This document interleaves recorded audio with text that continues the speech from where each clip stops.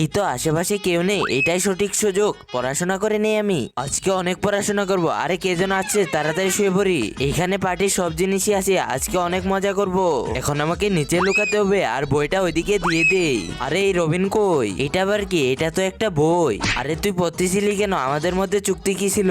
আরে ভাই ওই বইটা আমার না, আমি তো এখানে পড়ে পেয়েছিলাম। আরে তোমরা ঝগড়া করো কেন? কারণ এই বই পড়তেছিল। আমাদের মধ্যে তো চুক্তি ছিল যে কেউ বই পড়বে না। এখন তোর মাথা থেকে সবকিছু বের করে দিলাম। আরে এটা কি? রবিন তো পড়াশোনা করতেছে আর ওর বন্ধুরা দেখেও ফেলছে।